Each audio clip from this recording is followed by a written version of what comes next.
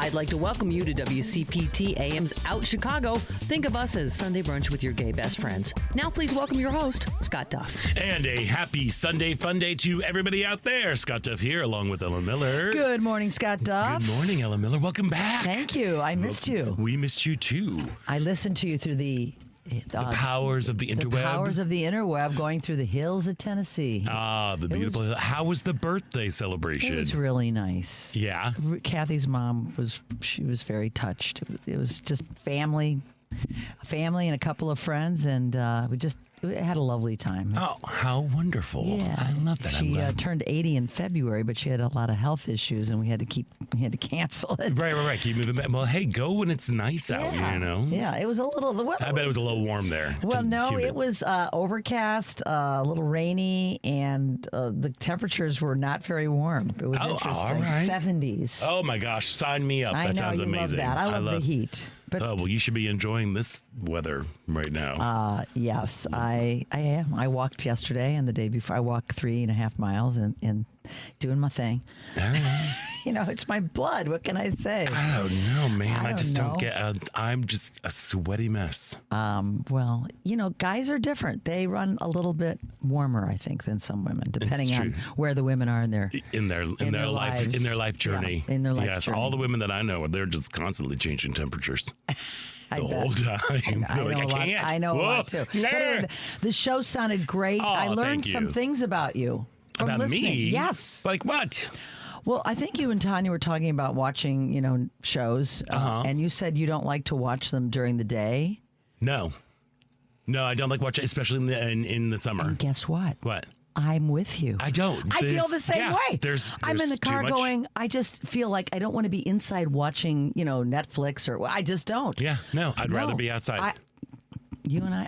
There we go. After all 12 years, I learned something about. Oh, there we are. Something new. Very important. Something very important. Anyway, you guys sounded great. We enjoyed the whole. It really made our ride, the first 2 hours of our ride, go by nicely. Fantastic. So thank you. Thanks, Tanya. I'm glad that y'all had a good time and happy birthday, happy 80th to Kathy's mom. She looks great, by the way. I saw that picture. Yeah, she's a fit. She was playing tennis up until she had a few health issues, and now she's overcome getting back in that. Getting back in the swing of things. Amazing. Yeah, and we stopped in Louisville on the way, which was fun. Louisville. And I played at a club called Stevie Ray's. It was a jam night. Okay, so they were so cute. They were so excited to have me there. It was so sweet. I think the guy at the end. I think we can all agree the highlight of tonight was Ellen from Chicago. All right, Ellen from Chicago. Have harps will travel. Don't get a lot of middle-aged harp players, women harp players, rolling through. I guess rolling through Louisville. Did you stop by the Yum Center? You had a quick trip, but right. No.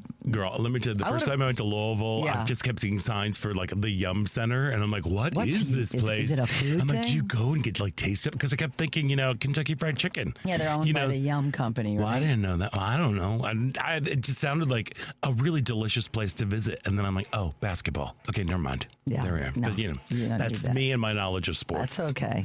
But it's a cute town, Louisville. It really is, and I have some nice food options. We ate along the river. It was a beautiful. We visited our friend Janine, who lives there overnight. Always breaks up the trip, and then hightailed it home on Sunday, listening to Out Chicago. Listening to Out Chicago. So thank you. You're very welcome. And now, folks who are out there driving through Tennessee or wherever you're driving through, or just sitting down outside, maybe not watching TV, we've got a great show for you today. Later this hour, we're chat with Allison Gash. She's a professor of political science at the University of Oregon, contributor of the Washington Monthly, and co-founder and president of Our School, a nurturing and creative anti-racist space for LGBTQ plus young people. Wonderful. Yes, so we're excited to talk to her. And backed by overwhelming demand, the multiple Tony Award-winning musical MJ is making a victorious return to Chicago. MJ stands for Michael Jackson. It goes beyond Michael Jackson's singular moves and signature sound, offering a rare glimpse at the making of the 1992 Dangerous World Tour. And Brandon Lee Harris, who plays Michael, I think one of the Michaels. The middle Michael. The middle Michael. He's going to be joining us in the second hour. And she is the tap dancing star of RuPaul's Drag Race Season 17, the queen of She Already Done Had Herses, and the star of the film Big Easy Queens. Suzie Toot is going to be joining us. Suzie Toot. You have no idea. When I heard her last name, I'm like, I only think of one thing when I hear Toot. Beans. Beans. They're the magical fruit. They're the magical Suzie Toot. the singing fruit. Suzie Toot, she's kind of like a little Betty Boop-ish kind of vibe. Okay. That's where it comes Look from. forward to meeting her. Yes. And of course, we would love to hear from you. So give us a call at 773-763-9278. That's the Credo mobile phone and text line, 773-763-9278. Credo Mobile, a progressive phone company that is better for all people. Visit and the planet. Yes. Not even just the people, the planet too. Visit credomobile.com. And of course, you can find us on Facebook. Yes. Just go to Out Chicago Radio and give us a click and a like and a share. But if that doesn't float your boat, you can always tune in on WCPT AM 820, or you can go to our website, heartlandsignal.com, and just stream live there. Or you can find us on like the YouTubes. We're streaming everywhere and all that good stuff. We're everywhere. Just like Visa. No excuse. Everywhere you want to be. That's it. So there we are. So how are you doing? How's your week been? Well, busy. We have two cousins are in from Ohio. My cousin Bill, my cousin Kathy, part of our community. My gay cousins. Come on, gay cousins. And both of them lost their moms. My aunts, I've talked about it. I had a 102-year-old aunt and a 100-year-old aunt that passed away in the last few months. And this is the son and daughter of those two aunts. And we had a family barbecue for 18 last night. Wow. Yeah, it was fun. It's, as you know, because you do this too, it's a lot of work. It's a lot of work. You got to get your house. It's great because you look at your house afterwards and go, wow, we really did get this place looking good. This looks good. We really straightened these corners. Yeah. But we did. We made it a casual barbecue with hamburgers, bratwurst, hot dogs, chicken sausage. All right, just burgers. stuff that you can always just throw on. You don't have to do any too much prep. But, I was, baby. Grill master. I was, a lot It was going hot on. last night, too. It was hot. Because I went to a little flaming. birthday grilling situation myself yesterday. So that's a time of year for it. I know. We worked, Kathy and I, we worked, but everybody was so happy. And we had 18 people, all cousins and my siblings and their significant others. My nephews were there. They were great. They were interactive, and I don't know what's happening, but they were talking to us. So. Hey, that's amazing. One of them's going away to college in 4 weeks. I know, that's so crazy. Maybe he's starting to realize that, wow, I'm leaving home, for the first time. So it was great. But, I'm wearing a Wilco shirt because I'm a big Wilco fan, as you all know.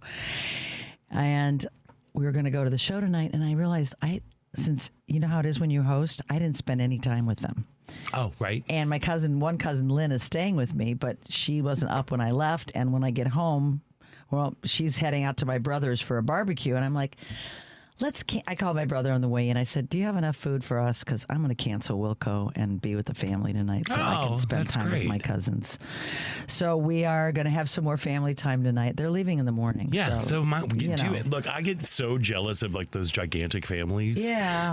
Where it's like, look, there are 18, Millers running around. And we have only gotten together for funerals for the last 4 times. Right. So it felt, and everybody said that it's so nice to be together for something happy. So it was just a great night. And, it's been a busy couple of weeks, as we always, things are busy in the world. Yeah. But we have to enjoy every sip of summer that we can drink, in my opinion.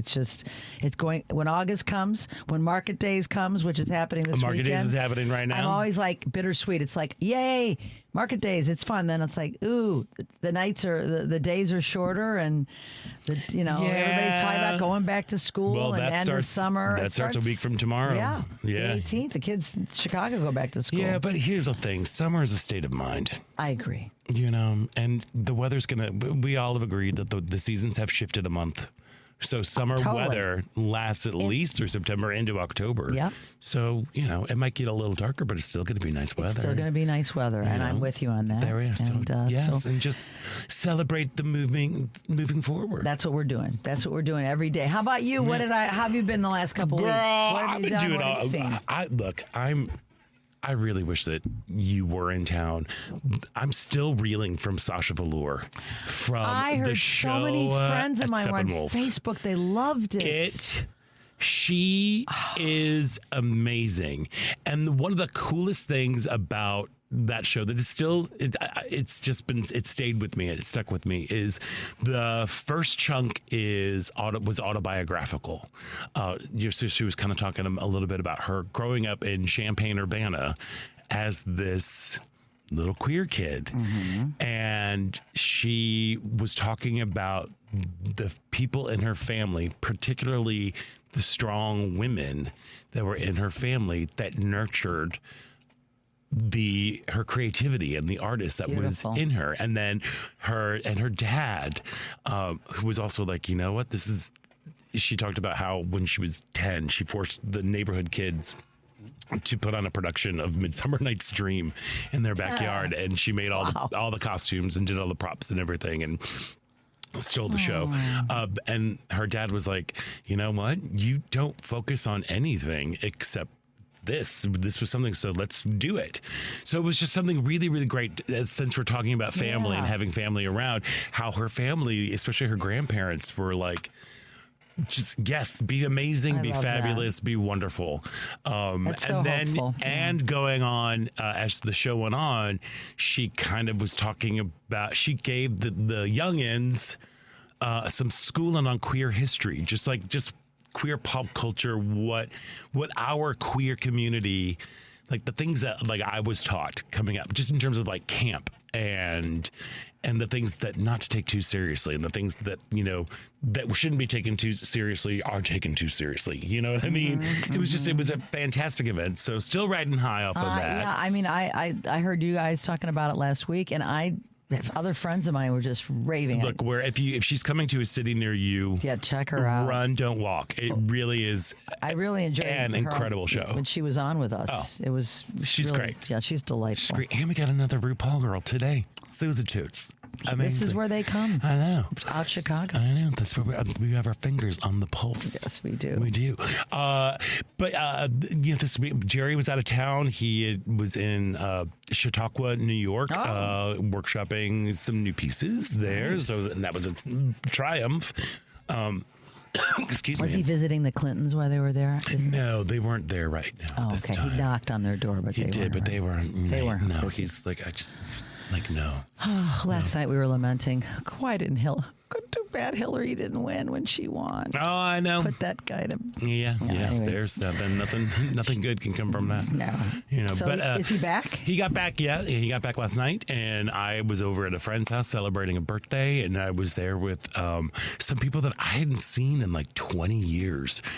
We waited tables together back in the 900 North Michigan building, the Bloomingdale's building. I think you waited on me. Tucci Benucci. Yeah. I probably did. I swear to God, I used to go there a lot. I loved them all. I was there, but it was somebody who I hadn't seen in a really long time, and it was as if no time had passed.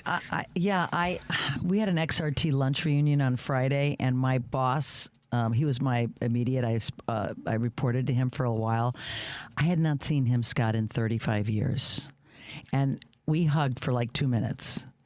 And seeing him again, there's certain people, it's you pick up right where you left off. Yeah, well, I mean, and the thing is, like, we were friends. Yeah. But then she moved to Germany, and with her wife at the time, and then life has happened. But anyway, it was just like, it was one of those things where I'm like, it just feels kind of like we just picked up where we left off. And even though like so much has happened in both of our worlds. So that was great. It was really wonderful to kind of be sitting around with a bunch of older queer people. Mm-hmm. Yeah. And our straight ally. And our straight ally that was hosting it. Yeah. It was lovely. And then, okay.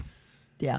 So I've got a friend who, you know, like she pops in. Well, no, sometimes we get like a really, really on with communications, and then sometimes it stops. And a lot of it too is I'm like, oh, she's dating this guy, you know, and I just assume like, all right, you know, she lives in Oregon, and she's in a like this relationship that's kind of doing a thing. So, you know, when people start dating, yeah, sometimes you don't. They go missing. For a while, which is fine. Like, right. I'm like, I get it. And like, we'll still receive text, but it's nothing as like, you know, as intertwined as we used to be. Right.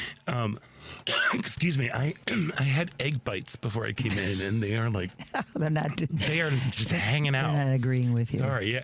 But so she's started texting us, like Jerry and I, going, "Hi, I need to talk to you. I need to FaceTime you soon." And I'm like, and I'm like, oh no.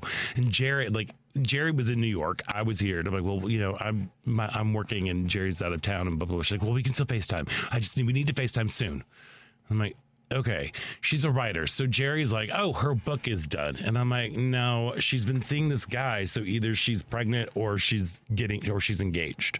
And sure enough, she's engaged, which is wonderful. Yes. And then she's like, we're getting married. I'm like, amazing. She's like, and we want you guys, because we're both ordained ministers, thanks by the powers invested from the internet. Yeah, as I am too. Yes. Yeah. She's like, and we want you guys to marry us. I'm like, oh, that's great. And where is this taking place? In Portland. In 6 weeks. Portland, Oregon. I'm like, that's a short timeline going on. And there. Also, it's not the easiest or it's not inexpensive to fly to Portland, Oregon. No, I've had to look into flights there before. Yes. So, well, but you'll figure that out. Yeah, we'll figure all that. But I'm kind of like, oh man. 6 weeks is not a lot of time. 6 weeks is not a lot of time. But I'm going to be going to Portland. Portland, I've not been there since, I'm going to date myself, the 70s. Wow. It's changed a little bit. Maybe 81. But yeah, I always loved it there. It's real pretty. I guess I was there in 81, maybe. Yeah, 81. So not the 70s. 81. Oh, yeah, just the other day. But it's a really neat town, and it's really changed, I hear, is right. So, yeah, it's a great trip for you. Yeah, we went out there to visit her a couple years ago for her birthday. And were you expanded into like a little longer visit? Well, here's the thing. So it's also very strange. So this guy that she's married, actually his name is Guy. This guy, he's a doctor in the Bay Area. So they kind of do little halvesies things.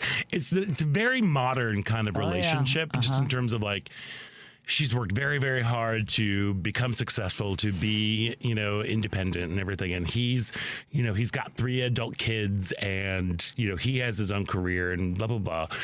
So I've never met him face to face. Like, we've chatted over Zoom and FaceTime and everything, but we've never met. So the plan is that they're getting married on a Friday afternoon at her house and like in the backyard and doing all this stuff. And then Saturday, after all the family leaves, like the big extended stuff, they're putting together what they're calling a BFF getaway, a BFF sleepover. Okay. And they are renting a place on the coast.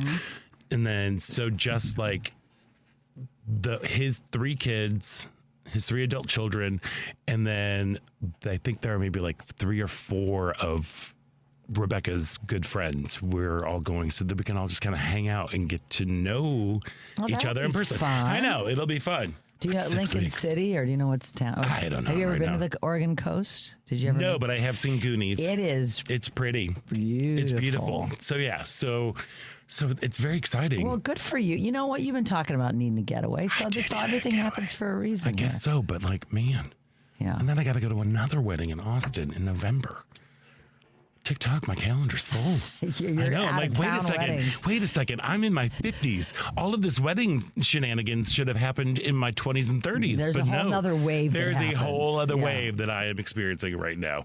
Yeah. But actually, you know what? We should experience a break. We should experience a break. Yes. I'm trying to figure out how to. We'll read this part. We're going to take a break. And this part about Chicago is brought to you by Team Hochberg. If you are struggling to make your mortgage, auto, or credit card payments, you are not alone, and you need to call Team Hochberg, your trusted local lender. During the first quarter of 2025, more than 12% of credit card accounts, approximately 5% of auto loans, and nearly 1% of mortgages are more than 90 days past due, which is the highest in the past 15 years. So if you're having challenges making your payments, the best time to contact Team Hochberg is today. Not tomorrow, not next week, and not next year. Call Team Hochberg now at 855-563-2843 for a free consultation with an experienced Team Hochberg mortgage professional. Now, if you qualify, Team Hochberg will help you consolidate your debt, enhance your credit, and reduce your monthly payments. Team Hochberg has helped thousands of WCPT listeners, but they can't help if you don't call 855-563-2843 or visit 56david.com. The number again is 855-563-2843. And the website you know and love, 56david.com. Lower.com, equal housing lender, NMLS 1124061. We're going to take a quick break, and when we come back, we're going to... there'll be more Out Chicago. Yes, there will. So stick around. You're listening to Out Chicago right here on WCPT.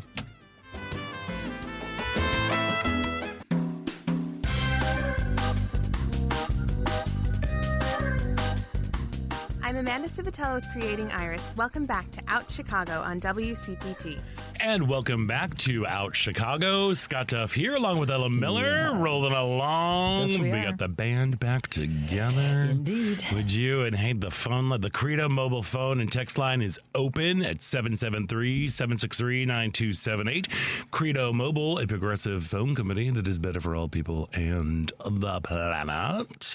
And also just want to remind you that this week on Choose Views, Richard's guests will include Texas Democratic candidate for Congress, Isaiah Martin, Texas Democratic State Representative Ann Johnson, author, historian Michelle Duster, and North Carolina Democratic Party Chair Anderson Clayton.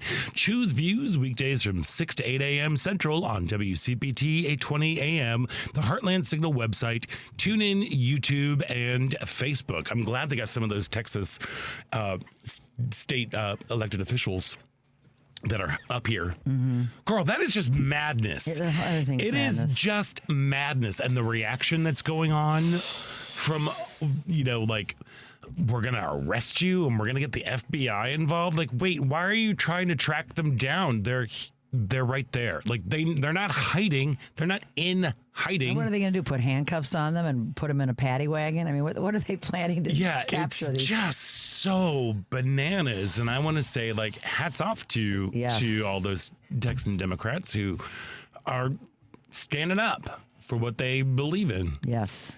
It's so horrible. I've been not paying attention as I pay attention enough, because I get constant breaking news from the New York Times on my watch and on my phone. But I decided to pay a little more attention this week. I was listening to Pod Save America, and they're talking about everybody's like, we're not watching the news, but we need to stay on it because this is bad, what's going on. It's so bad. Oh. We have a lunatic running our country right now. He was walking around on the roof. He's a lunatic. Like, what's going on? He is certifiably crazy. Yeah. And he knows nothing about anything other than his own power, mental, all he's about is retaining power and making money. And it's sick and it's gross. And we have to, I guess, really things like making sure that the midterms are fair and that this redistricting, which is only supposed to happen during the census, needs to happen during the census. Right, yeah. He's just gaming the system at every turn, and there's nobody stopping him. There are people who are trying. So but we got to keep trying. Well, and that's the thing that's just kind of, that really just drives me crazy. Well, first of all, just getting back to the midterms, the whole thing, he promised people, especially like the older Christian people, like, if you vote for me, you'll never have to vote again. Yep. He keeps saying things and people are like, oh, that's not going to happen. Like, believe him. Like, that is what he is trying to do. That is what they are trying to do. They're trying to create this permanent MAGA party and control. Like his idol Putin. Yeah, they have elections in Russia. Yeah, right. Sure. Yeah, but they have them. They have them. People they do whatever, but they do the beeps and the boops, I guess, or check it off, but nothing changes. Nothing changes. Yeah. So And I'm very disturbed about this upcoming meeting with Putin in Alaska. How dare they sit down and hammer out something without inviting the president of the country they're talking to? Yep. And he's looking at it as a real estate deal, not as what's right for the world. It's disgusting. It's going to be... I don't know what's going to happen, but how dare they? Yeah, it's really weird. Like his polls are horrible. They're horrible. Yeah. But and also like our reputation across the globe is horrible as Americans, and which for me also kind of brings up this really. There was a documentary that just got released in July. It was called Reclaim the Flag. And basically just asking, what does the flag mean to you? You know, once it was an emblem of our shared humanity, the historic American flag has now become synonymous with fear for many Americans and citizens whose rights are in a certain kind of flux. And in this documentary, again, it's called Reclaim the Flag. You can watch it on YouTube. There is a link. I put it onto our Facebook page. It's 30 minutes long. And it's just kind of a really interesting...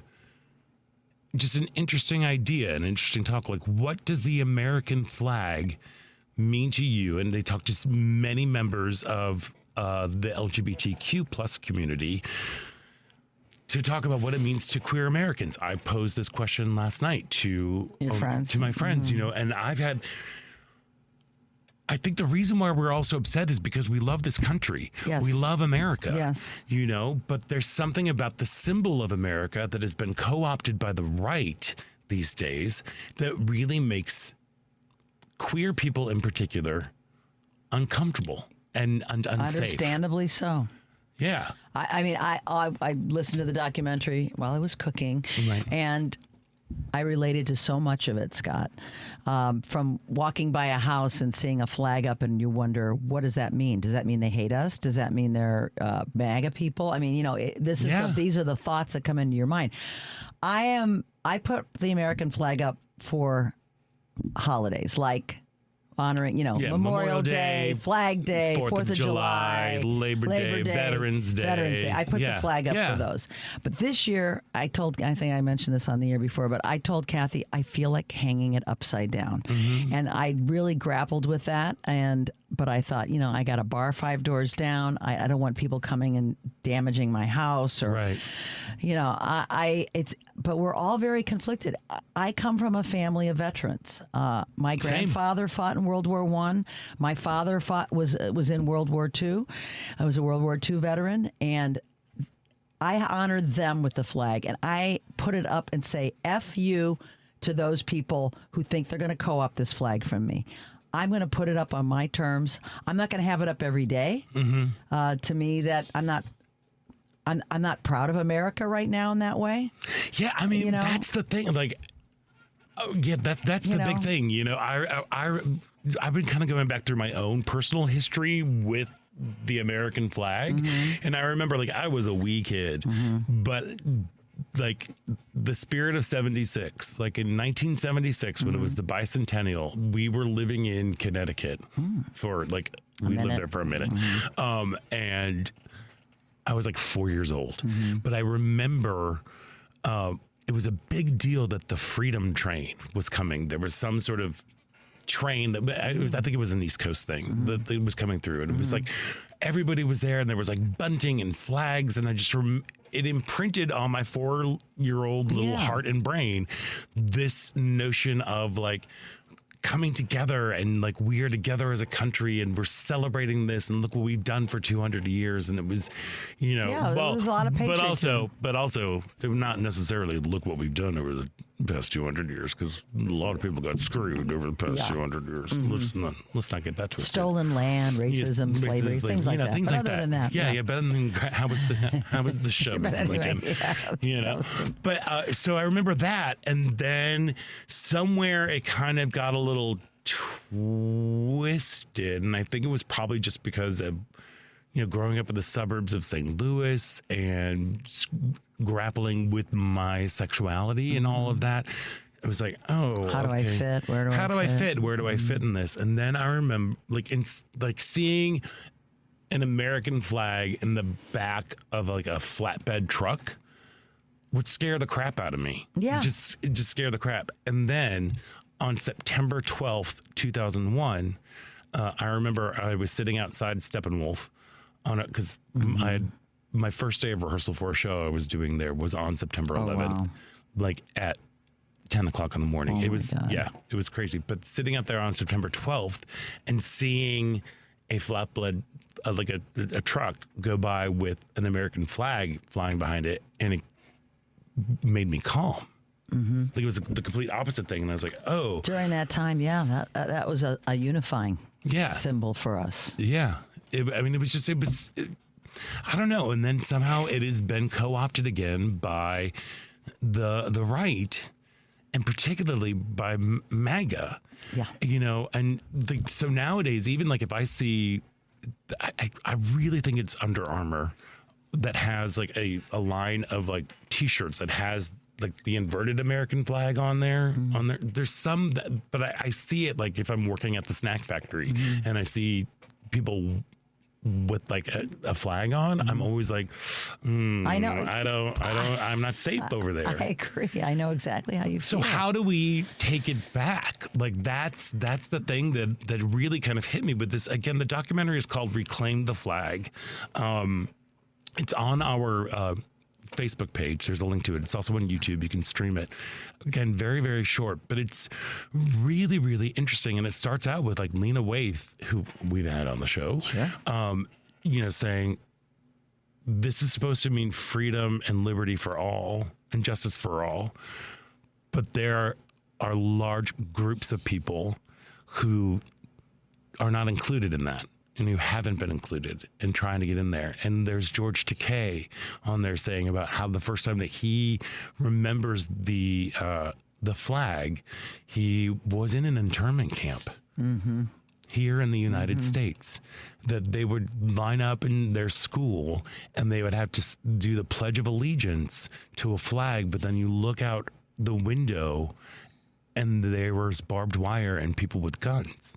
How do you square that? Yeah, you know, and that is the thing. The flag stands for all of us.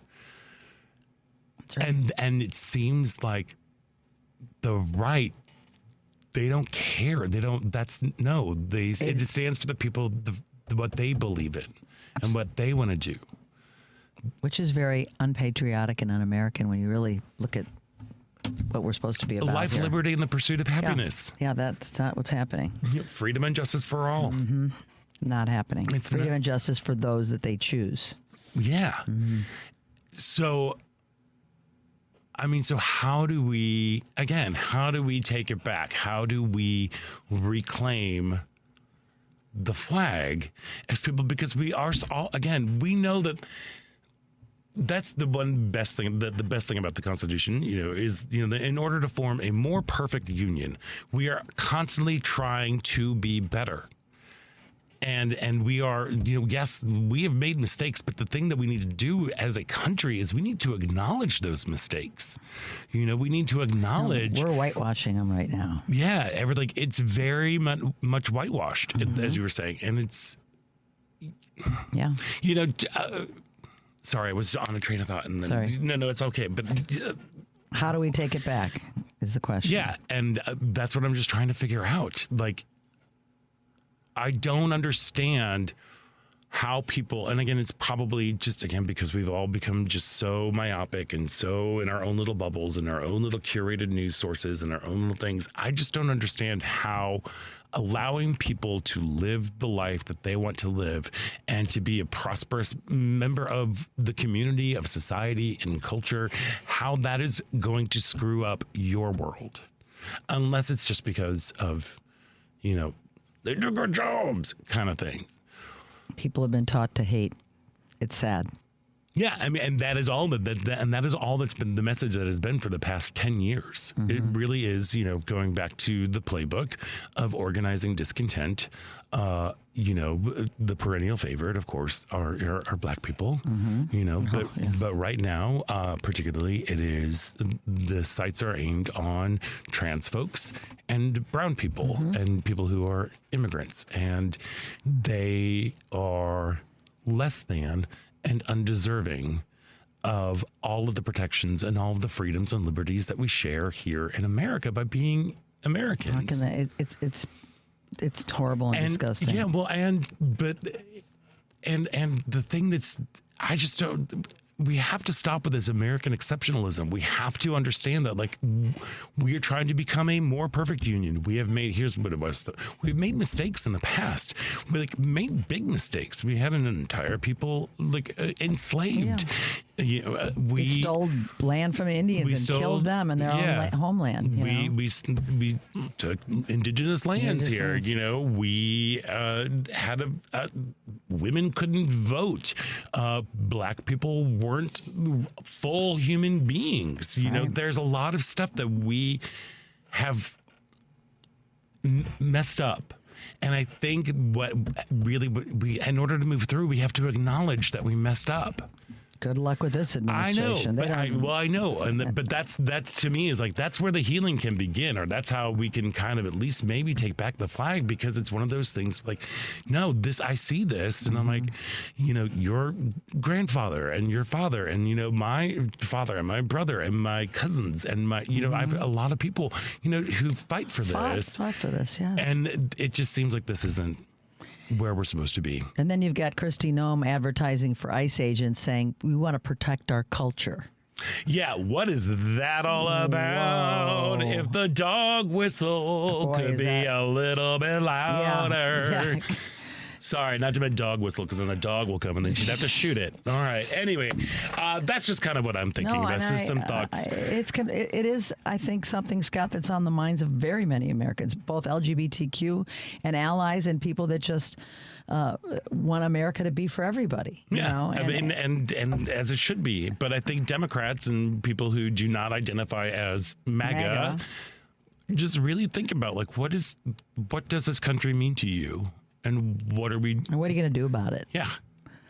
So we'll let you ponder that while we take a quick little break. And when we get back on the other side, we're going to be speaking with Professor of Political Science at the University of Oregon, Allison Gash. So stick around. You're listening to Out Chicago right here on WCPT Heartland Signal.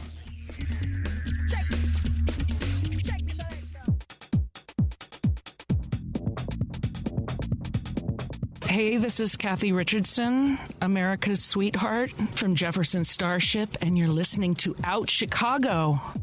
Every time I hear her call herself America's sweetheart, she's the best. She is America's sweetheart. She's our sweetheart. Indeed. Welcome back to Out Chicago. Scott Duff and Ellen Miller here, just rolling along. We are having some trouble getting Professor Gash on the phone right now, but we thought we would take this time because this week Chicago lost one of the good ones. Speaking of a sweetheart and a firebrand. Lori Cannon passed away last Sunday at age 74. If you don't know who Lori Cannon is, it's probably because you didn't meet her, because once you met her, you would never forget her. That's right. She was known for her decades of service to Chicago's LGBTQ plus community, and especially people living with HIV/AIDS. She co-founded Open Hand Chicago, the city's only Meals on Wheels program for low-income people with AIDS in 1985. Open Hand later became Vital Bridges under the umbrella of Heartland Alliance Health, and she continued as the driving force behind Groceryland, the organization's food pantry for people living with HIV, even after Heartland Alliance dissolved in 2025. I remember that moment, and I was like, when I saw the news come out, I was like, oh no, like, what is Lori going to do? Yeah. She co-founded ACT UP with her best friend and political cartoonist Danny Sotomayor and activist Paul Adams in 1988. I mean, talk about a purpose-driven life. She was one of the most selfless and incredible human beings that I was ever fortunate enough to meet. I mean, I'm with you. We had her, on the show. We met her out in the world, and we were out and doing events. Yeah. Whether it was the with her legacy walk, shocking red hair, and her smile, and just beloved by the community and by everybody who knew her. She makes you see somebody like Lori and go, wow, I'm so unworthy. Yeah. I mean, it was like, compared to what she did. like, talk about a purpose-driven life. Yeah. Talk about a servant leader. Like, she's the one, like, all right, I'm going to get in and do the work. She was there. She was one of the people that showed up. She showed up big time. Big time. And she wasn't even a member of the community. No, she was an ally. She was the truest version of a straight ally. It really does just kind of like, there is a hole in Chicago right now. I know I believe there's going to be a memorial for her at Sidetrack in early September. We'll keep you posted on that. Yes, indeed. But she is, she was just a life force and a force of nature. She wanted to get things done. She was at every protest. She was there at the beginning of the HIV/AIDS epidemic. Again, for younger folks who are listening out there, I don't think people understand exactly what it was like in the early days of the AIDS epidemic, and how our government did not care for us. These are one of the things that, we have to acknowledge about our past in order to move forward and to reclaim the flag. But she was there when a lot of people weren't. And she was there for her friends. And then more than just her friends, she was there for strangers and the community and then the city. And it just kept getting bigger and bigger and bigger. There was no end to what she was giving to this city and the LGBTQ plus community. Entertainer Angelique Monroe. Oh yeah. Mama Lori said Mama Lori was the lifeline for so many of us. Her kitchen was open, her arms were open, her heart endlessly open. To Lori and every volunteer who's ever packed a grocery bag, delivered a meal, or sat bedside with someone in need, thank you. Your love and devotion built this community. Nothing can take that legacy away. Yeah. The tributes that came pouring out over social media were just so moving and so incredible. There was even one from Governor Pritzker. And he wrote, Lori Cannon was a true ally in Illinois from her organizing days to founding Open Hand Chicago. She led the way with chutzpah and humor. Boy, oh boy, was she funny. And dirty, too. My deepest condolences to her loved ones as we mourn the passing of a friend, as a friend of the community in our state. May her memory be a blessing. She really was as another person described her, caretaker of the universe. Yes. I do have a clip. In 2007, she sat down with Windy City Times co-founder Tracy Bames for a series on Chicago gay history. And in this clip, it's a little long, but I feel like we need to just play it to honor her. Yes. But this is in 2007, and here she shares her personal reasons for her tireless activism. With our 20th commemoration coming up, you think back of what times were like when things started, how every gay community in the country was scrambling, and then here I am, the bus driver, the volunteer for all these programs. My life was forever transformed when one of my first friends died in my arms. He had been a porn star, he had been a bodybuilder, and in my arms that day that he died, instead of a strapping buck, he was a shriveled, emaciated, little old man to look at him. And I was never the same. I couldn't be. And I decided this was to be my life. And I made it my business to network with the spokesmodels in the community who were the movers and shakers. They accepted me. We volunteered together. We got arrested together. No, I'm not gay. But I have such an abiding respect and admiration for the community, for what they've had to overcome You know, I had an interesting conversation with Ryan White's mother. For all of the time she's been honored, Victor Salvo, Tom Chiola, and myself have been lucky enough to be her companions. And she would talk about how her son would come home from sitting in the waiting room of the physician in Indiana who's an HIV specialist, and how Ryan would look at the various patients who were being shunned by maybe the receptionist, other people in the medical clinic. And he came home and he said, Mom, I don't know how the community does it. They have to deal with so much. Me, I'm a kid. I'm a media darling. No one's going to mess with me. But these men that I watch, they have such a character about them, and I have such love for them. And she talked openly about how her son held the community in such regard because she has seen what they are faced with, what they're dealing with, like himself, and get through a day. So maybe Ryan and I have the same, I look at the community as having a superior gene. And what other group could survive this plague that has been thrown at them? Rex Wagner asked me years ago at an ACT UP demo when we're sitting in the back of a paddy wagon. He says, how come you know so many gay people? And I said, well, Rex, I never thought of it that way. Your friends are your friends.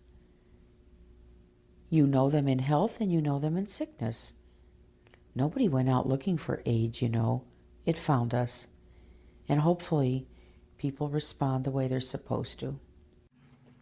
That was Lori Cannon. It makes me miss her so I much. know. I'm getting teary over here. I know. Lori Cannon speaking in 2007 with Tracy Baim, founder of the Windy City Times.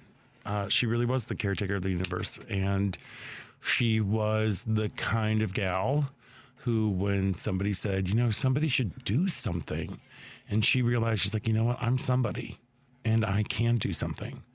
And so she did. I wish more people felt that I know. way. It's just that simple. So yeah, if you want to, there's several more clips about Lori and her legacy. Go to ChicagoGayHistory.com. It really is. Again, I think we need to remember our past in order for us to kind of to move forward and to honor her. And if you're looking for a way to honor or to celebrate Lori, volunteer, make a donation to particularly a food pantry. That was her passion, grocery land. Getting people fed. It's an essential. Getting people fed, and also, you know, and donating items that aren't covered by food stamps, you know, or SNAP things, you know, like paper products and hygiene products and things like that. But if you're looking to make a difference, just something like that can help. And she really is just somebody who the only way I can say this is really is to be a servant leader. You know, that is who she was. She knew what she had to do. She lived every day to help other people. Yes, she did. Yeah. So she was a beautiful, beautiful person, and may her memory be eternal, and hopefully we'll have an opportunity to honor and celebrate her in September at Sidetrack. Yeah, there's going to be again. I'm pretty sure it is early September. I think it's September 6th or September 7th. And everything, you know, and from here, us at Out Chicago, our hearts go out to all of after over 12 years, all of our guests who have been on here, like their lives have been enmeshed with her. You know, sending special love to Victor Salvo and Richard Knight and Owen Keenan.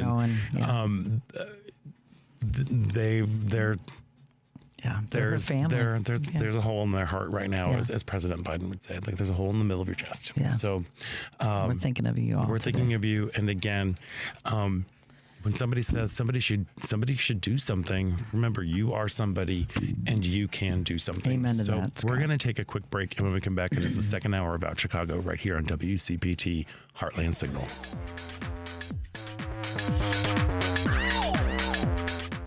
I'd like to welcome you to WCPT AM's Out Chicago. Think of us as Sunday brunch with your gay best friends. Now please welcome your host, Scott Duff. And welcome back to the second hour of Out Chicago. Scott Duff here, along with Ella Miller. Just rolling along. We're rolling. Rolling along. We're entering into the artsy-fartsy part of our show, which makes me It's so that time.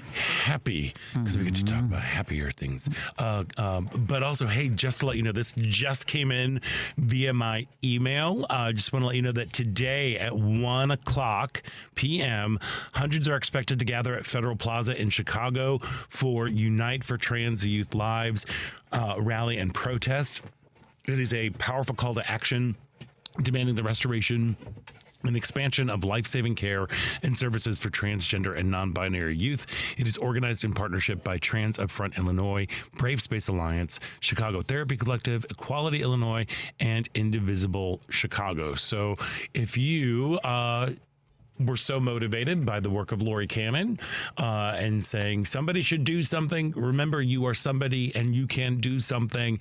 And that something can happen today at 1 o'clock down at Federal Plaza for a Unite for Trans Youth Lives rally and protest. All right. There we are. There we are. Perfect. Yes, Thank you, Scott. There we are. And actually, you know, and you can listen to us while you're heading down there because a little bit later on this hour, we're going to be speaking with Suzie Toot.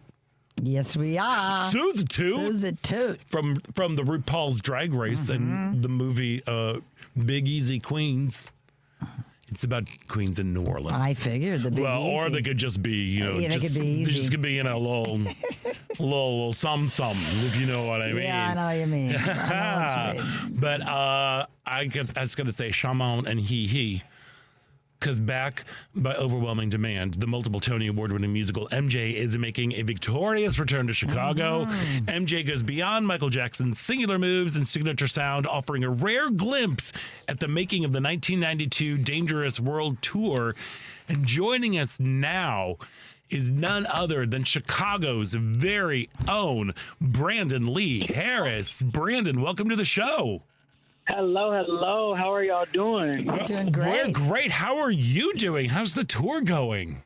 I'm doing all right. The tour is going. The tour has been going for 2 years now. We just hit 800 shows last week. Oh, my gosh. Yeah, it is going and going, and we're happy to be back in Chicago. Where are you right now in these United States?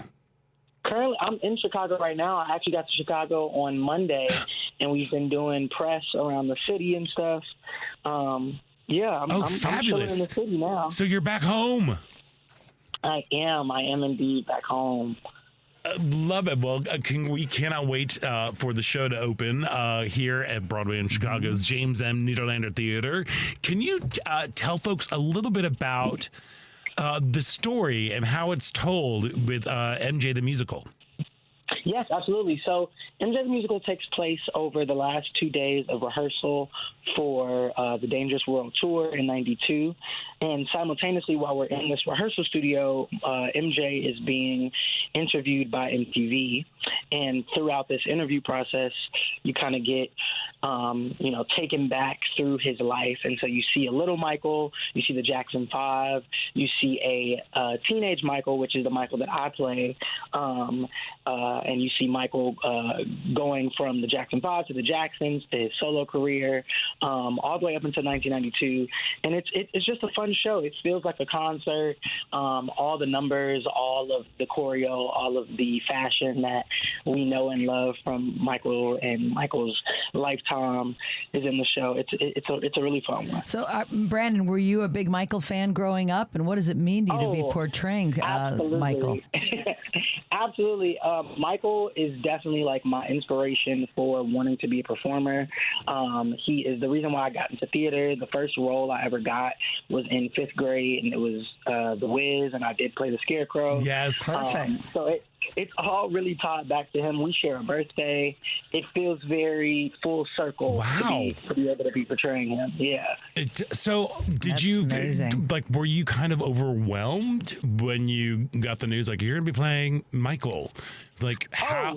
Absolutely. I dropped my phone. Oh, yeah. Oh, 100%. when I got the call, I dropped my phone and had to apologize for dropping my phone in some profanity. Instead of a mic drop, you did a phone drop, right? Yeah. Like, I couldn't believe it. I could not believe it at all. So how did you, I mean, how did you prepare for this part? You know, it was somebody who's just so iconic and singular. Yeah. Like, I remember the moment that he did the moonwalk on the Motown celebrate. Like, I remember watching it live and being like, what just happened? Yeah. He's not of this planet. Like, how did you prepare? Exactly. I think that in part, without me knowing, I've been kind of prepping for something like this all my life, with Michael being somebody that I aspire to be like as a performer, as an entertainer. But then on the flip side of that, working with MJ the Musical and working so closely like with the Jackson Estate and whatnot, we got to work with people and got to be in the rooms with people that really did know Michael, worked with Michael. And so specifically like Rich and Tone Talawega, who are brothers that were founded by Michael, and then they went on the history tour and danced with him. They choreographed the You Rock My World video. They basically come in and they authenticate all of the movements that all of the MJs and the Michaels and the little Michaels get to really make it authentic. Not just us trying to imitate, not just us trying to imitate Michael, but really having like the Michael Bible, like put on us. It's honestly, it's really, really special because I don't think a lot of people get this kind of opportunity to be working with these folks and the trust that they have in us. But then also how hard they work with us. It's really crazy. Oh yeah. And then also the director, Christopher Wheeldon. Absolutely, like because he's a big Chicago guy with the Joffrey Ballet. What was I mean, clearly the man knows how to dance. So like how what was that like having you have this go sorry.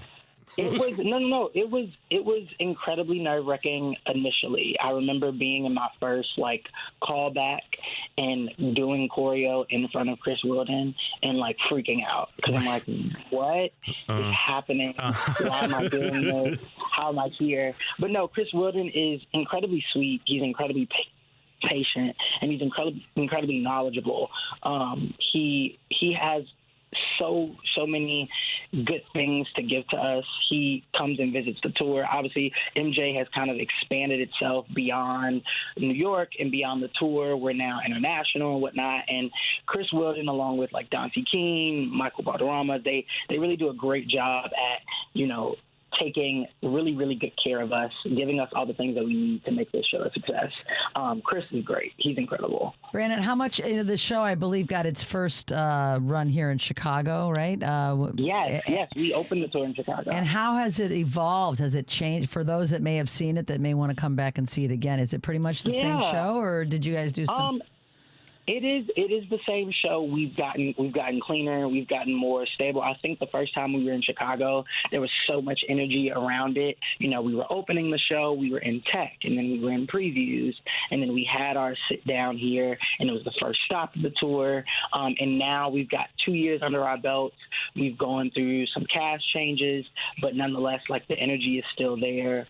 I think just in general we've gotten stronger as an ensemble. So I think that Chicago is really in for just an even better show. Well, that's saying a lot because the people I know that saw it were raving about it the first time around. Yay. So I can only imagine. We're happy. So when you come back to Chicago, to your hometown, is there something that you go do right away? Is there some Chicago thing that you miss that you make sure that you, whether it's a food thing or an art thing, whatever it is? The first thing that I did when I got back home that felt very true to Chicago was order a pizza puff because I can't get pizza puffs literally anywhere else. Pizza puffs? Yes. Well, okay, like enlighten me. From where? Oh, my God. Okay, so Italco, I want to say that's the brand. Italco has, like, the beef, pepperoni, cheese, pizza puffs, and then there are places like J&J's or Sharks or even just, like, your, corner chicken shack or burger place, they'll have pizza puffs like as a side item. Now So we I know. get- Oh my God, we I need get to a hang nice out. little pizza puff, some lemon pepper, some mild sauce, some fries, and it is indeed the first thing that I eat. I knew you'd have a good. I'm getting hungry here. I got to go have me a pizza. I know. puff. It's like, Brandon, we need to hang out more often because Wow. that sounds Yes. right up my alley. So you're playing like middle Michael. What sort of year in terms of like the canon of the catalog of his work? What does that cover? Yes, so I come in kind of basically like Michael going through puberty. I play him from about 15, 16 till he's about 24, 25. So I cover once the Jackson 5 leaves Motown and become the Jacksons, and then also going into solo MJ, so Off the Wall and Thriller. That's my territory. I call it Primetime Michael. That is the Michael that I live in. Do you have like is there, okay, look, you've been doing this show for 2 years, you're 800 performances. How do you keep it fresh for you? Because here's one thing that I don't think a lot of audiences just realize, like, you do this 8 times a week. Wow. You know, it is when you go see a movie, they had to do it once to get it right. You have to do it right 8 times a week. Like, it is challenging, and it's the same stuff. So how do you keep it fresh and alive, or is it just like the music Honestly, gets you through? I think it's a very good mix of the company that I keep. The company of NJ the Musical First National Tour is an incredible company. So many relationships have blossomed since we debuted in Chicago. Like, these are my best friends, these are my family. So sharing the stage with them every night, and then also, you know, our swings and our covers. Like, we have such a great pool of people that are on that stage with us nightly, and so I think that excitement, obviously, also the touring part of it, the new cities, the new audiences, the new people coming to see the show, gives us some excitement. And then also too, it's Michael's music. Like, as much as you might think, like, 2 years into this, I would never want to be starting something again. It's not true. No. Like, it's so not true. I still want to put it on. It's an incredible catalog. So yeah, I think that's kind of how it kind of stays fresh. That's how legends are. You know, they're legendary. Their music is timeless, and he is definitely in that category. That is very cool.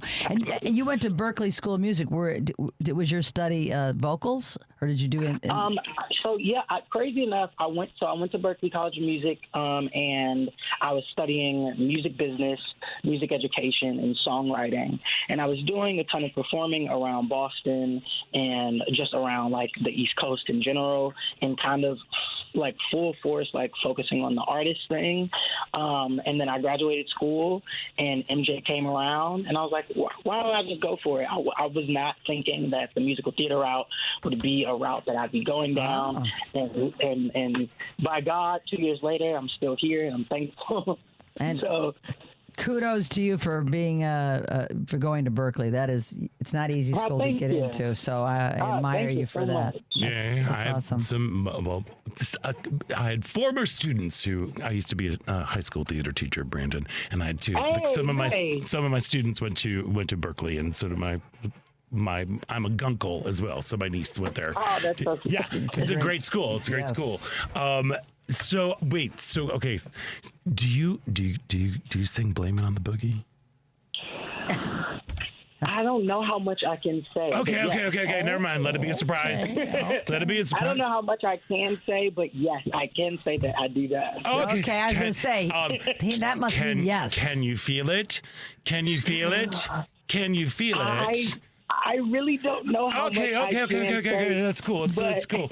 But are you sure? Do you want to be starting something? I mean, I don't know. I think maybe we've kept you too long. You should probably just beat it right now. So I think you have some good ideas. I think you have some good ideas.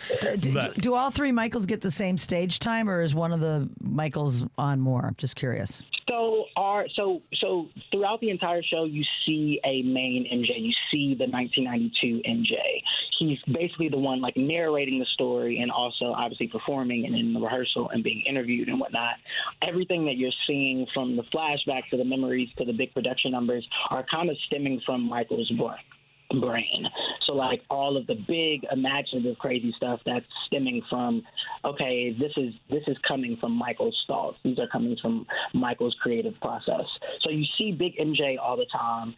Little Michael, you see kind of first half of the show, or first quarter of the show. Middle Michael kind of takes you through second quarter into third-ish quarter of the show, and then the fourth quarter of the show kind of MJ takes it home.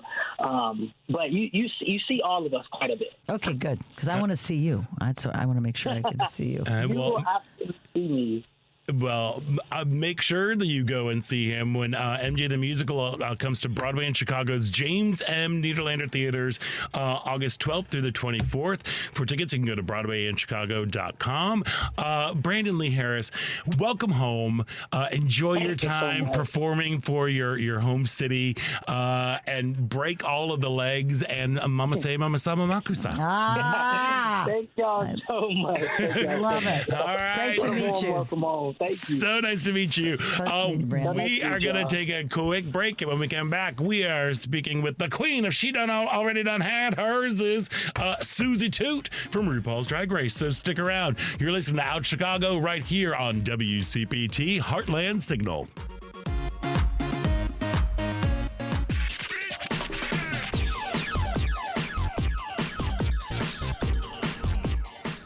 Hey, this is Mark Patton, and I'm from Spring Clean, My Nightmare on Elm Street, and you're listening to Out Chicago.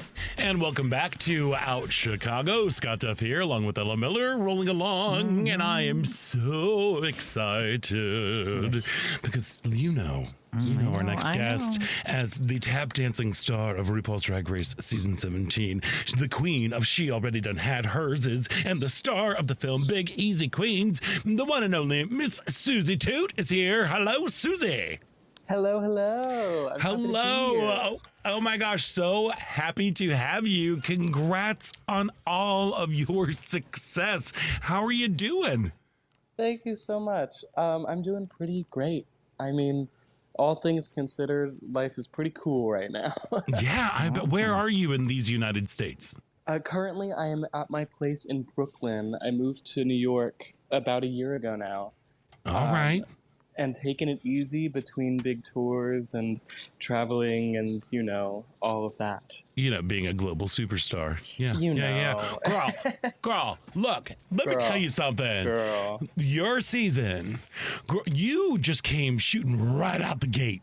I was like, look out for Toot. Like Susan, she's like, bam, bam, bam. What would you say, like, your biggest challenge was on the show? Oh, man. My biggest challenge on the show, I mean, it's so, what you don't, see at home is how long it takes to film every part of it. And there's just so much work and time and effort that is expounded when the cameras are down that, being there for so long, once you get to the top 6, it's like you've been there for over a month. And fighting that and keeping your creative energy and your peace of mind, I think, is the most difficult part of doing it. Yeah, because I can only imagine just having to stand up on that runway in those heels for that long. Oh, girl, you don't even know. No, I don't, and I don't want to. I wore heels to a benefit one time, and I thought my feet were going to fall off after 4 hours. I'm like, 30 years ago. Yeah, no heels for me.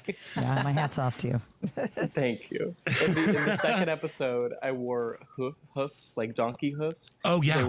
They were heelless, so I remember that was the worst of my feet. Your toes. You must have had bananas to fill potassium, so you didn't get a foot cramp or something like that. If I knew that was a thing, I would have. Well, now we know. The more you know. You are welcome, Suzie.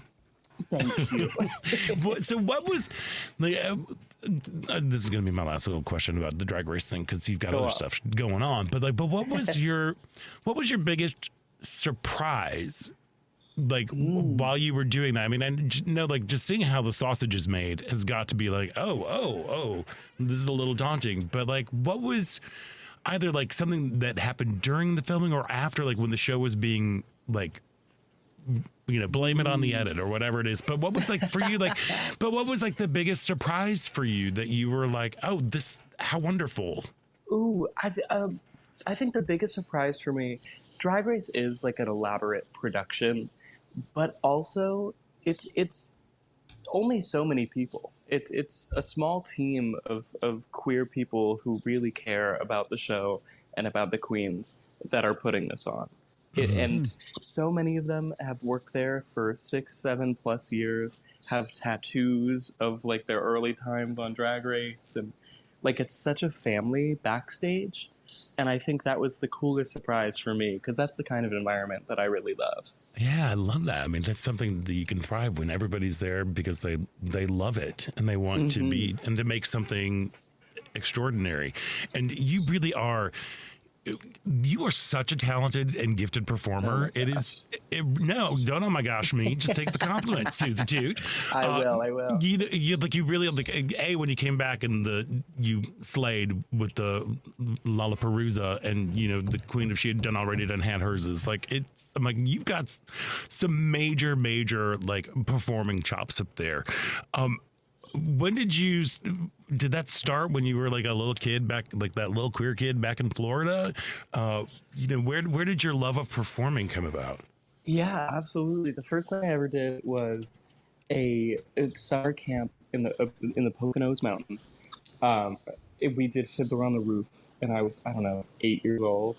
Okay. And that was when I had no idea what theater was. I didn't know what it was. So doing that, I was just so hooked and so excited by it. And who were you in Fiddler on the Roof? Were you a little 8-year-old Tevye? Oh no, I was one of the sons. We were really only in the first and the last song, and we only did the beginning. Yeah, we got a little tradition going on there. Exactly. And, yes. We didn't act out all the sad stuff in Act 2. We just did Act 1 and pretended like everything was okay. Okay. Exactly. Perfect. That's good for a child of 8. Yeah. That's brilliant. We're like, oh, and they got married. And they moved to Russia.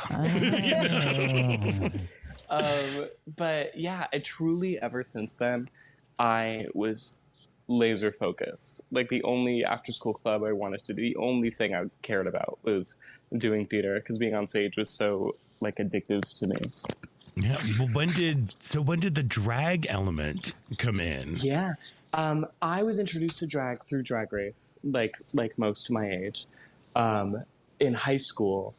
And Jinx Monsoon was the first give of like, oh, you can do the things that I love and also be a drag queen. That's really cool.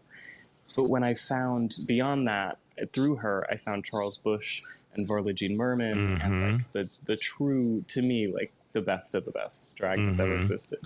And that's when I was like, oh, that's it. This irreverent, stupid, theatrical, but kind of self-serious drag. I was like, that's exactly what I've been working toward, Oh yeah. And it comes across as like, how would you say that Suzie has evolved? Because there were, even like with your season, there was an evolution of Suzie Toot that was going on. How would you describe like where you started and where you are now? I love that. So what's fun for me is that like if you go back to old OG Suzie Toot pictures, the concept is still the same. She was always like an oop-oopy-doop girl with her tiny red curls. But I had put myself in such a fierce little box because I knew exactly what I wanted to do and exactly how I wanted it to happen. And I thought I had learned this lesson, but I really didn't until Drag Race. Is stepping out of that and exploring other avenues only makes your original idea stronger. It doesn't take away or leave. It just adds to the pot. It adds to what your drag character is. And so I was hesitant, and I can't believe that it took me till Drag Race to really explore different aesthetic styles. And I love where Suzie's at now. I feel like I can do anything. Well, I mean, it's scary, stepping out of something, you took here's one thing that I don't think a lot of people really appreciate, especially when it comes to, drag queens. It's like you create this persona, this character, and that you are presenting to the world, one bar at a time, sometimes, and then so what you've created is something very special and very uniquely yours. And I could see how stepping out of that comfort zone, especially when it comes to, like aesthetics or anything like that you're like, but wait, no, but this is what people know me for. And it's like, well, it's like a yes and situation instead of a no but.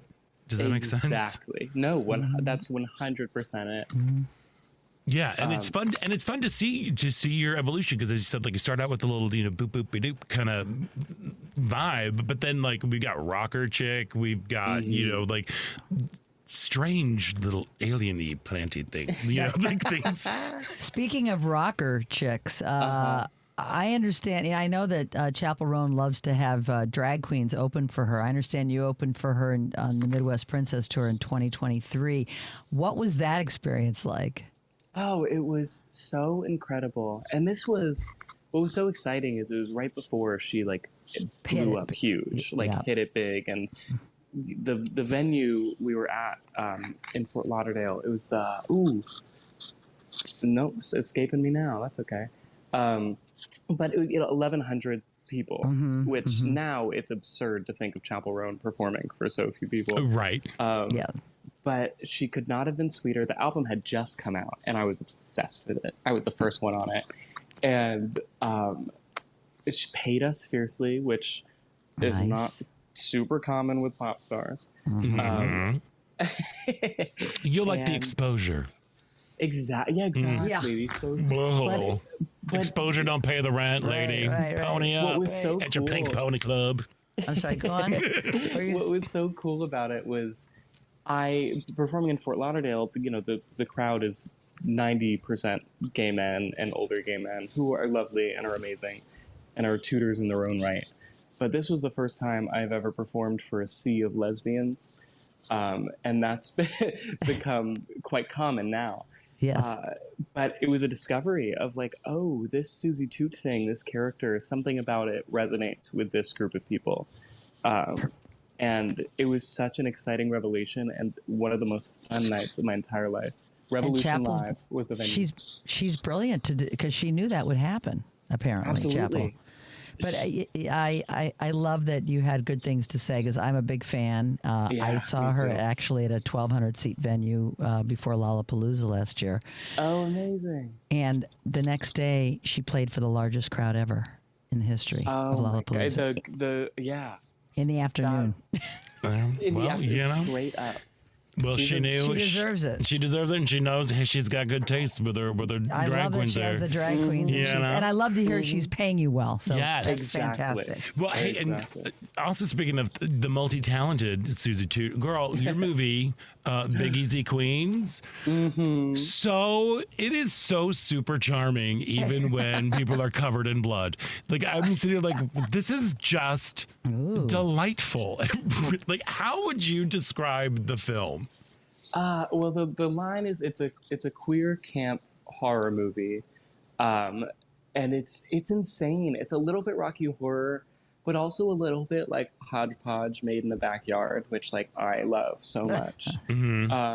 It's camp and it's stupid, and I think you gotta be in on the joke. You gotta be a cool ass person to resonate with it, and that's why I love it so much. Yeah, and just go along. But look, here's the thing, Suzie Toot. I'm just gonna share this with you.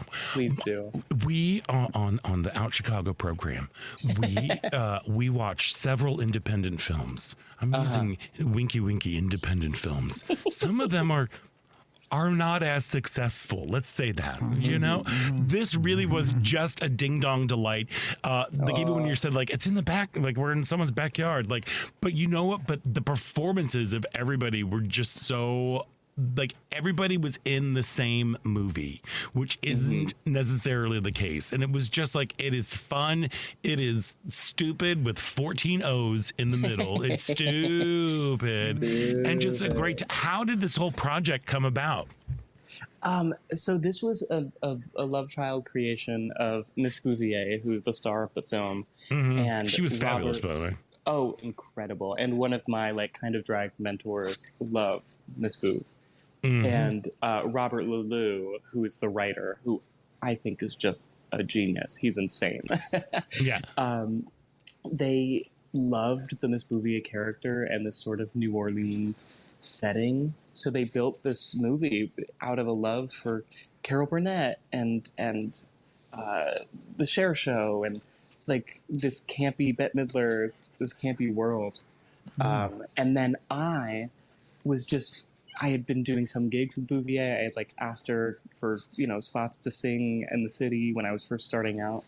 And we did a reading of the movie that they were trying to find a bunch of different people to play Mimi. And I was just a placeholder. She was just like, oh, like, I know you're an actor and you're a drag queen. So like, come and read this thing. And we just want to see it on its feet. No promises, nothing like that. I did not have this part. And in the reading, Robert and Miss Bouvier, I did that phone monologue and won them over. And Robert was like, we found her. We did it. So it was really... Of course you did.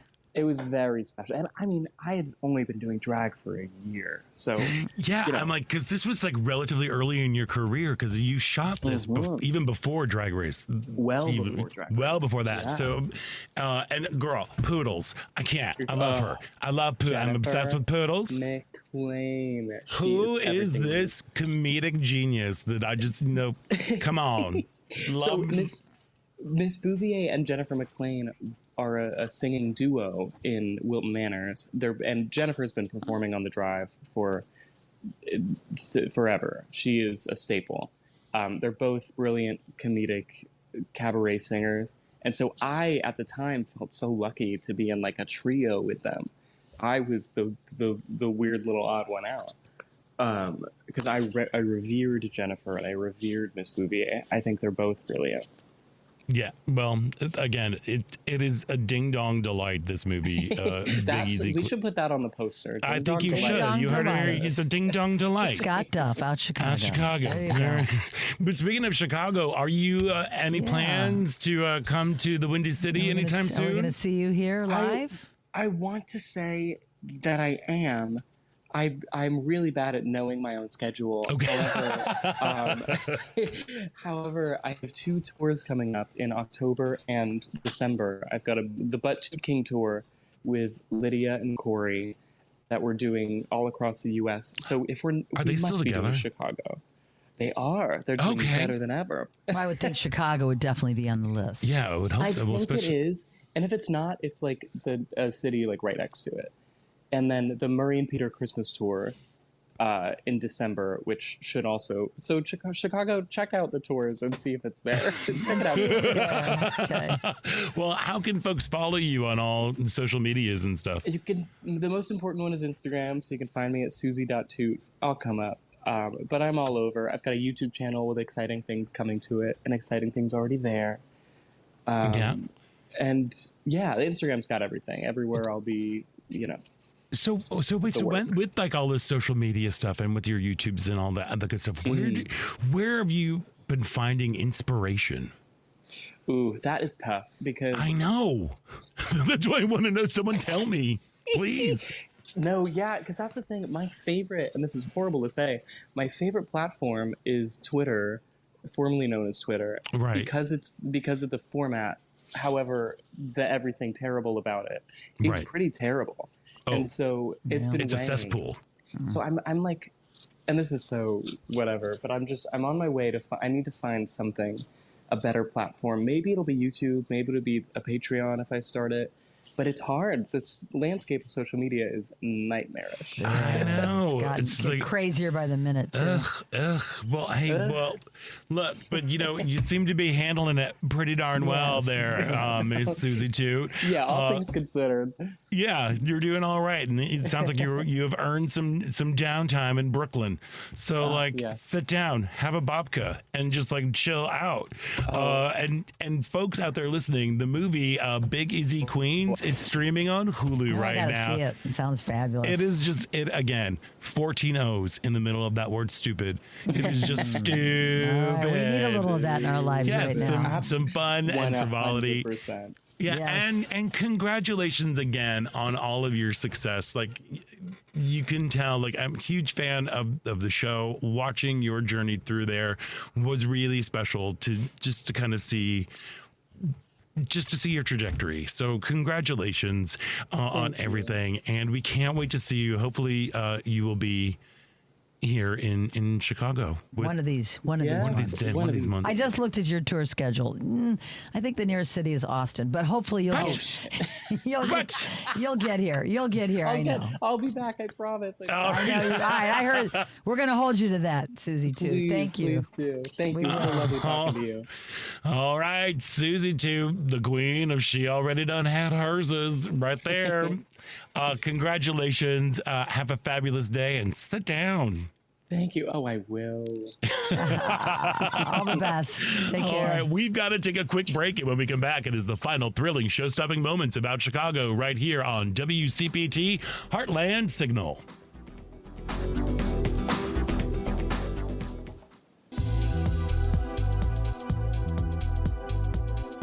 Hi, this is Renee Taylor. You're listening to Out Chicago, WCPT 820. Welcome back to Out Chicago. Scott Duff here and Ellen Miller doing our thing. Hey, you can now listen to, rate, and share the Out Chicago full episodes and featured interview podcast on Spotify, Apple Podcasts, TuneIn, iHeart, YouTube, and Amazon Music. What? That's so many places where you can get delightful queer content. I run into people all the time. How do I listen to you? I'm like, well, let me count the ways. Here we are. Well, all you got to do is search for Out Chicago or get the links on our show page by visiting heartlandsignal.com and clicking on the picture of our lovely faces right here. We just added featured interviews with country artist Brooke Eden. She was just in town. Did you get to it? No, because I was getting 18 ready. people. Oh, I wanted to go over. I was going to try and sneak over, but it didn't happen. Yeah, there's no sneaking. There's just so many people. It's so funny, actually. I ran into a friend of mine who's a part of the what's the name of there's a queer country line dancing group, like the Windy City Strutters, or I can't remember their name right now. But I ran into her at the Snack Factory, and she's like, "Oh my gosh, I'm performing at Market Days. I'm really excited, but it's so hot." I'm like, "Yeah." I'm like, "Oh my gosh, you got to check out Brooke Eden. Was delightful." And she's like, and that. What was it? Giddy Up. That her song, Giddy. She's like, "We already do a dance to it." I'm like, "Oh, great! God. There you Are they playing today too? No, they were dancing yesterday. Yeah. Going up. Well, maybe they're today. I don't know. There's so much stuff that's going on. Run over for a couple of hours, an hour and a half if we can. Because my cousin's in town and she might get a kick out of it. She's from Dayton. Gotcha. Sorry, my brain was like, the show would run over in a couple hours. You were actually going to scooch on over. There we go. I'm going to scoot on over. So, yeah. There we go. To show her what our city looks like on during Market Day. I'm sweating just thinking about it right now. There's just so many people. There's a lot of people there. Maybe the heat will keep people away. No, it never does. They just take off more clothes. They do. It is just the nudie naked Market Days is happening. Now, but also, you can also check out our interview with Sasha Velour, who was just in town for Steppenwolf. Girl, and you need to buy her book too. She's just love her. Really enjoyed her. And of course, state senator and candidate for Congress, Mike Simmons, and Chelina Kennedy star Billie Jean, which closes today. I know. These runs seem like they don't last long enough. But. Well, especially when it's like an out of town kind of thing. You go in,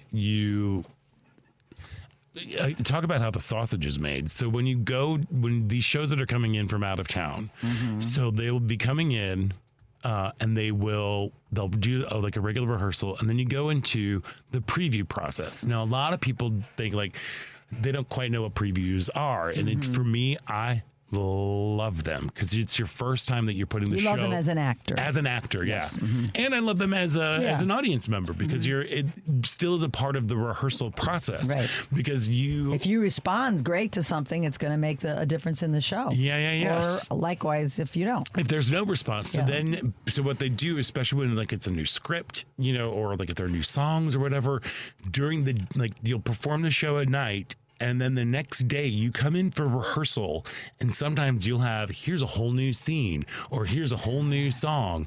And you spend that day rehearsing, and then that night you do the changes. And the show is constantly evolving throughout the entire preview process. And then you do the run, and you kind of get that information. So it's kind of more of a compressed sort of thing because you are...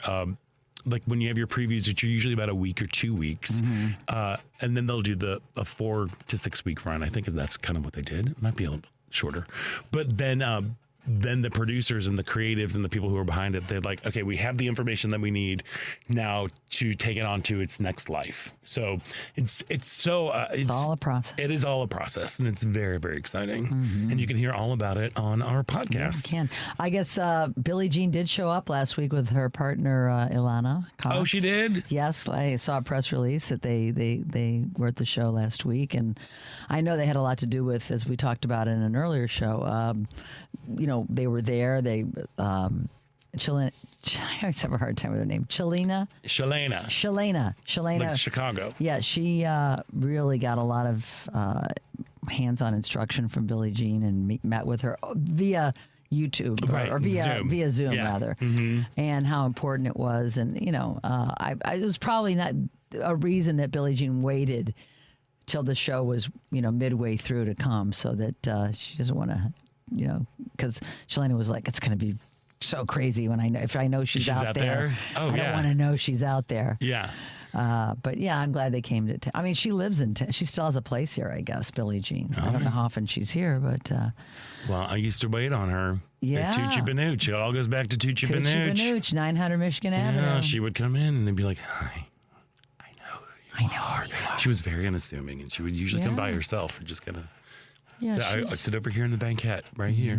And I would try not to leave. Also, Mr. Olson from Little House on the Prairie. I didn't watch it. I was too old for that show.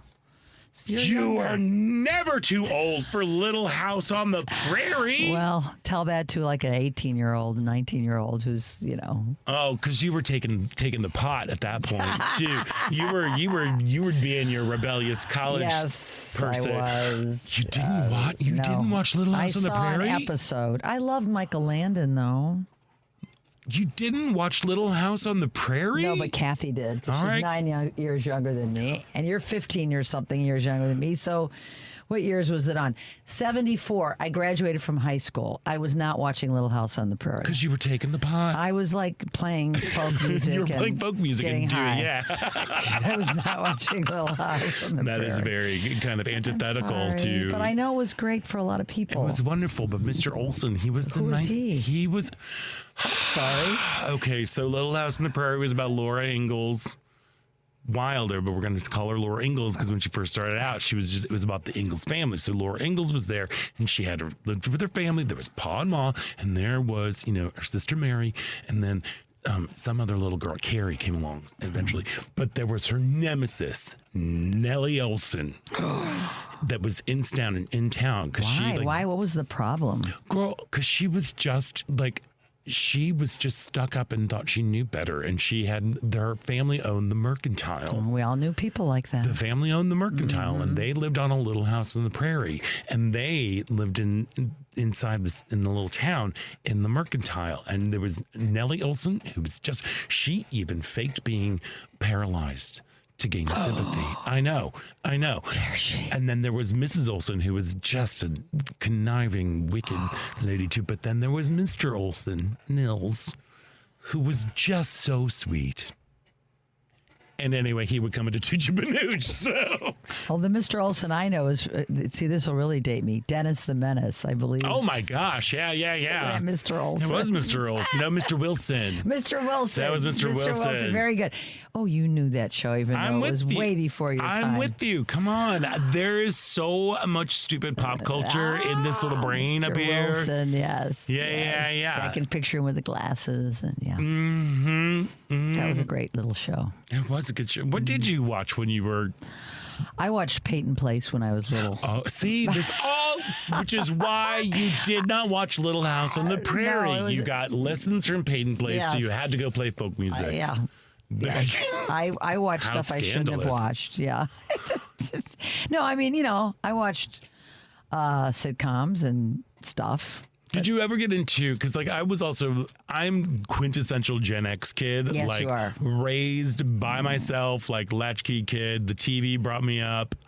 Like in the summers, I would run feral outside. Like Yeah, me too. they're like, get out and Yeah. come back when the lights come on. Yeah. Like that whole thing. But I watched so much TV. And before we had cable, it was nothing but like, reruns and syndication. So like, I grew up on Love American Style. Loved it. Just Loved the it. song itself. Love American Style. Yeah, we got to stop because All right, we'll get in trouble. Oh, yeah. Didn't you get the email? Yeah. Oops. But like Love American Style and like the Dick Van Dyke Show. Loved it. Like so great. Nobody can do a pratfall like Dick Van except Nobody. for John Ritter. Because Three's Company was also in I did syndication. watch a little Three's Company. I did see that show. lived Yes, for I Three's watched Company. Three's Company. Yes. I loved it. And everybody always forgets that the whole conceit of Three's Company was that the only reason that Jack Tripper could stay in the same apartment with Janet and Chrissy is because they thought he was gay. Oh. Well, he always seemed a little gay, even though I know he was not. But he kind of presented. He brilliantly portrayed a gay man in Sling Blade. I did hear John that. Ritter. Yeah. Did you not see Sling Blade? Girl. I know. Sorry. But But I heard it was wonderful. Yeah, it was great. But yeah, physical comedy. That's where I went. Yeah, Dick Van Dyke. Andy Griffith in reruns. I mean, that was. Oh, I couldn't. Really little. I didn't. Andy Griffith, I never got into.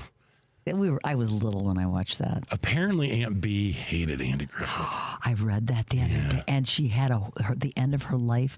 She was so stereotyped into that role that she literally became a recluse.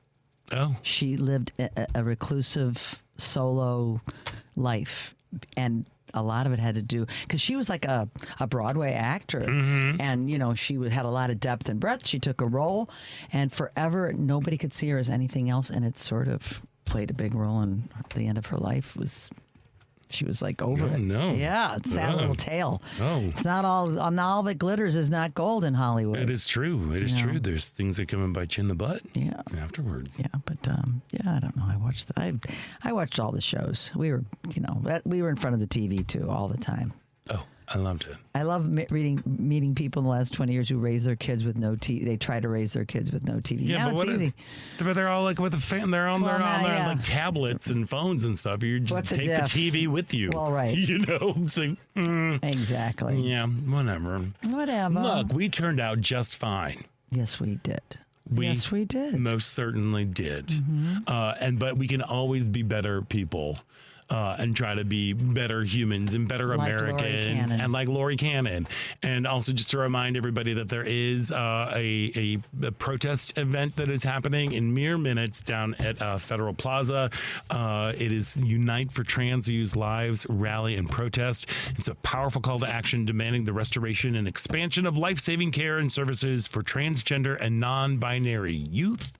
It's organized in partnership by Trans Upfront Illinois, Brave Space Alliance, Chicago Therapy Collective, Equality Illinois, and Indivisible Chicago. The good people doing the good work. Go out and support them. Yeah, and again, whenever you hear something, that just sounds like unjust or just something just doesn't sound right, and somebody you say somebody should do something about this, it's like, remember that you are somebody and that you can do something. Yes, indeed. So we just have to figure out what it is. Power to the people. Power to the people. And these are lessons that we learned. And also, if you want to honor Lori Cannon, again, we will keep you updated about memorial services that will be coming up. But just stop by your local food pantry, make a donation. Beautiful. And again, make not just food, because that's great, but some time too. But time, if you have that, but even just like paper products, hygiene products, like things that people can't buy with SNAP stuff, So just remember that. There we go. Good words to end on, yes. Scott. And we are indeed ended of our show. But I want to thank all of our guests. I want to thank Brandon Lee Harris and the one and only Suzie Toot. Devin, it's so wonderful to see you again. Thank you for everything that you do. Paul, thank you for Paul. What you're doing over there. Ella Miller, you survived the family of 18. Yes, Enjoy more family time today. Do it. Yes, sir. There we go. Thanks, Welcome Scott. back. And I'm Scott Duff. And until next week, stay proud.